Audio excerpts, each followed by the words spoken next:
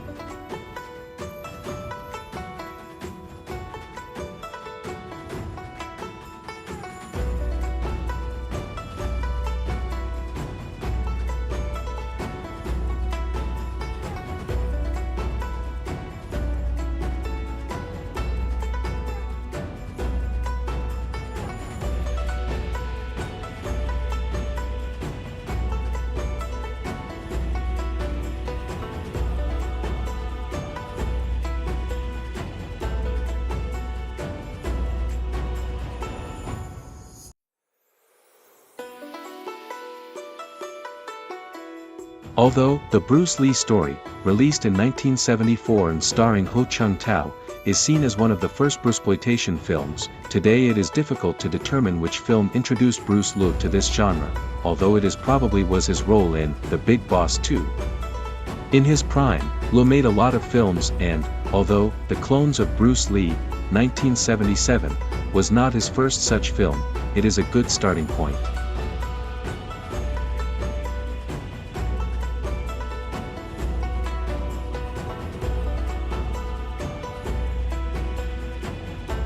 The Clones of Bruce Lee tells the story of scientist Lucas, played by John T. Ben, who is on a mission to create 3 fighting machines using the blood of the recently deceased Bruce Lee. These 3 Bruce clones will receive intensive training from well-known figures of the genre such as Kong Tao and Bolo Young. The clones will be employed as government agents in a special agency. Bizarre, ridiculous, packed with unbridled action and psychotronic entertainment from the start, The Clones of Bruce Lee was, and remains, an example and cornerstone of a maligned and often misunderstood genre. Interestingly, during the bruceploitation era, Wong Qinglong never got involved in biographical films about the Little Dragon. The only exception was Bruce, King of Kung Fu, known in America as The Legend of Bruce Lee. This film tells the life of a young Bruce Lee and the challenges he faces after leaving Hong Kong and arriving in the United States. However, the original idea soon becomes an excuse to transform into a traditional Kung Fu hero movie. Bruce must learn drunken Kung Fu to avenge his friend's death, and the film is filled with drunken master-style training scenes. Wong Qinglong tries to imitate Bruce Lee's movements, giving them a touch of drunk style.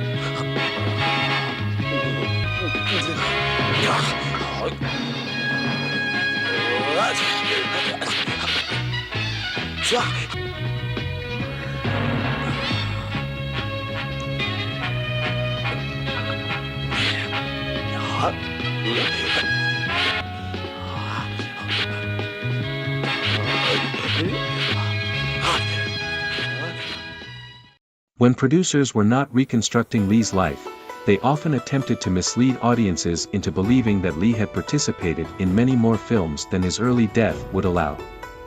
A great opportunity for filmmakers interested in bruceploitation was the unfinished Game of Death. Numerous films emerged that sought to be the late Little Dragon's last legacy, and while most were just trying to cash in on his fame, some were conceptually closer to Li's vision than the official version of Golden Harvest released in 1978. Enter the Game of the Death is a Robert Jeffrey production, directed by Joseph Velasco and starring Bruce Lee, who takes on the iconic yellow suit left by the martial arts legend. In this film, Li's character is recruited by a Chinese secret society to recover crucial security documents, stolen by the Japanese and also desired by the Germans. Unlike his previous films, where Li used more traditional kung fu styles, in Enter the Game of the Death, we see a new dragon, imitating many of Li's movements, gestures and expressions. The film includes scenes reflecting Li's confrontations with Be on the Lookout Young in Enter the Dragon, and with Kareem Abdul-Jabbar in Game of Death. Additionally, Li makes prominent use of the nunchaku, a favorite weapon in bruceploitation films.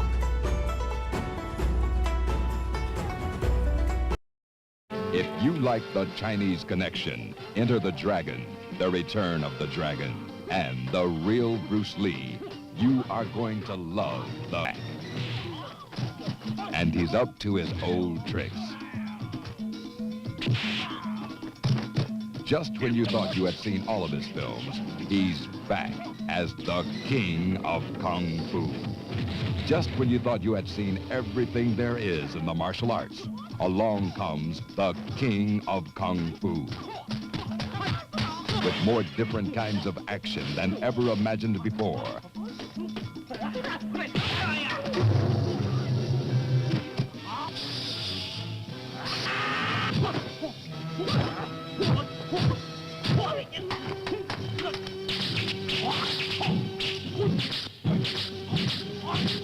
With positively, absolutely the greatest cast ever assembled in one motion picture, such as Yang Si,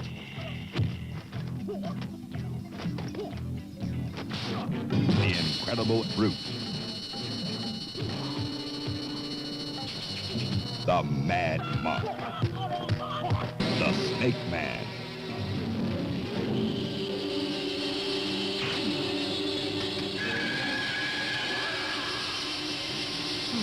the possessed demon of Kung Fu,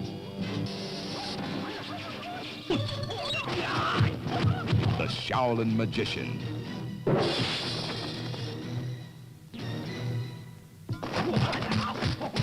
Poison Fingers, the Incredible Ape, and countless others.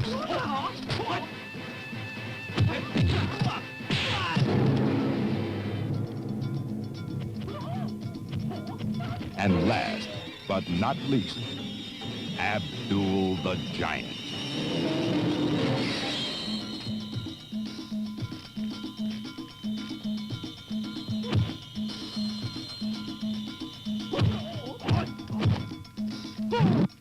The King of Kung Fu, already an all-time classic.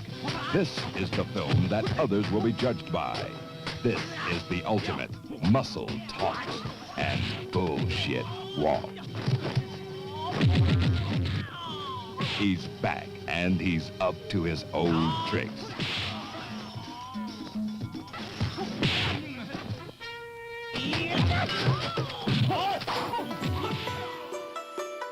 The classic rivalry between Chinese and Japanese has been a recurring theme in martial arts cinema.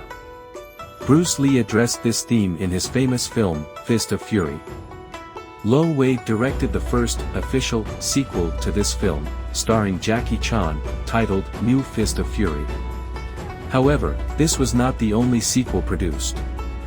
Films such as Fist of Fury 2, Fist of Fury 3 and Return of the Fist of Fury were also released, responding to the demand of the public seeking justice after the outcome of the original film. Bruce Lee was also part of this movement, participating in productions such as Bruce and Xiǎolóng Kung Fu, Bruce and the Dragon Fist, and Bruce Lee's Greatest Revenge. Among these, the most notable is undoubtedly Xiǎolóng Kung Fu, where Lo represents the Jing Wu school and seeks revenge for the atrocities committed by the Japanese karate school. The film included some memorable fight scenes and allowed Lo to show off his nunchaku skills. Brother, I've come back. I promise to revenge your murder. I'll stop the Japanese from closing down our gymnasiums. Brother, I'm sure this guy must be the younger brother of Chan.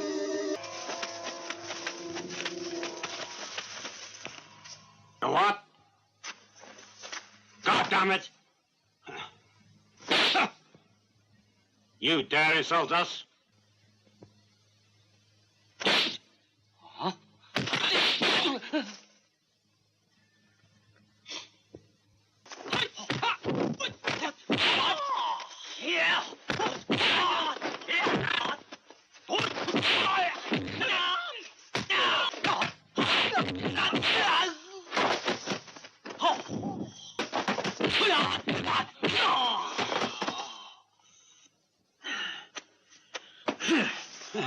Now you report back. In 1982, an intense marketing campaign began to popularize Bruce Lee. The company PT and Santra began negotiations with Roy Winnick, director of Best Film and Video Corporation of America. Winnick made it clear that he wanted to promote his latest discovery on American television. While the production company was able to make money and attract a large following, Winnick also planned to discredit, to some extent, the name of Bruce Lee. Phrases like the real Bruce Lee being more of a media phenomenon than a martial arts talent probably failed to convince true Bruce Lee fans. However, this would not stop Lo in his efforts to become the latest and greatest kung fu star. While Winnick fell behind, Lo focused on the future. Abandoning Santra and other independent companies, he founded his own production company, Dragon Films, and produced some of his best films. Wong Qinglong began to reduce his participation in productions, while improving his skills and increasing his activity as a director. Often working as a choreographer, he also took on director, producer and screenwriter roles in many of his best works. Additionally, he was assistant director to Ho Chung-tao, known as Bruce Lee, on the film The Chinese Stuntman.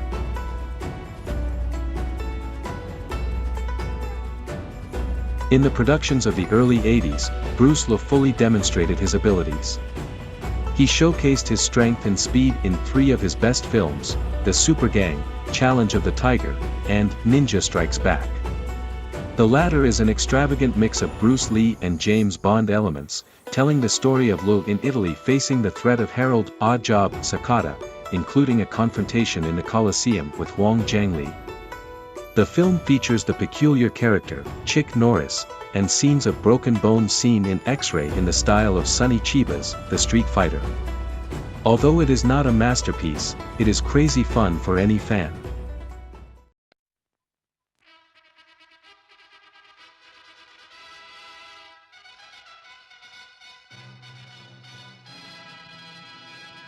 The Super Gang is a kung fu film set in the present day, which tells the story of a syndicate in Hong Kong, with Lo as the main hero. Although Wong still used a pseudonym, his talent shone brightly, featuring fight scenes closer to Jeet Kune Do than any of his other productions during the Bruceploitation era.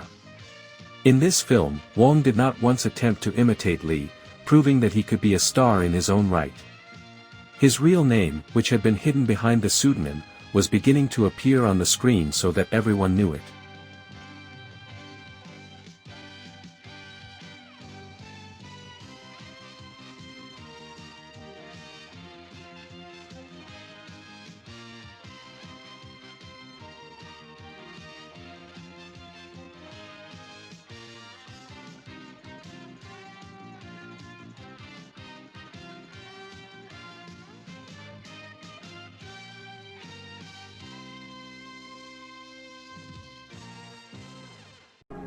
Challenge of the Tiger, produced by Wong, is one of the few successful international forays of our protagonist after several failed projects. As a veteran of Hong Kong cinema, Wong was in charge of the script, choreography, production, direction and acted in one of the main roles, alongside Richard Harrison. The plot, as in many of his productions, was peculiar. The protagonists, in the role of secret agents, were trying to recover a dangerous contraceptive. The film once again highlighted Huang Jiangli's incredible leg skills and featured well-known figures such as Bilelo Young. In addition, there were cameos by television stars such as Jack Klugman, Jane Seymour and Morgan Fairchild, who probably did not know they were in a Bruce Lee film, and the female participation of Nadiuska.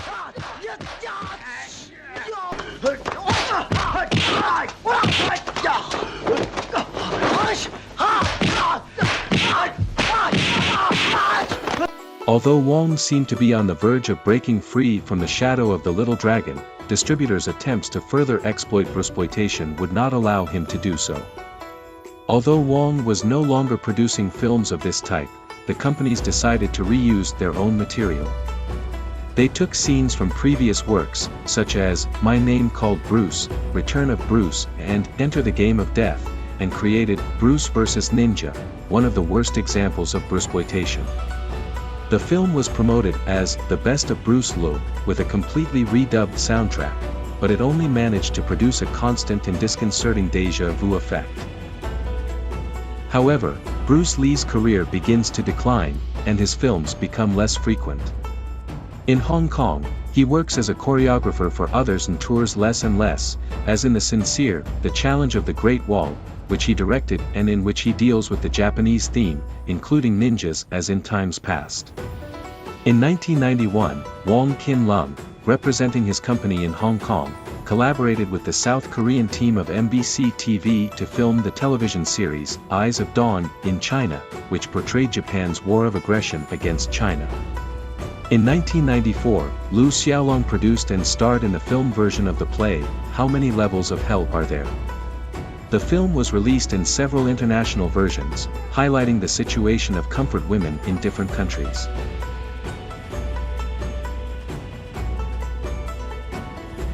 In 2019, the movie Yang Jingyu, directed by Wong Kin-lung, was released.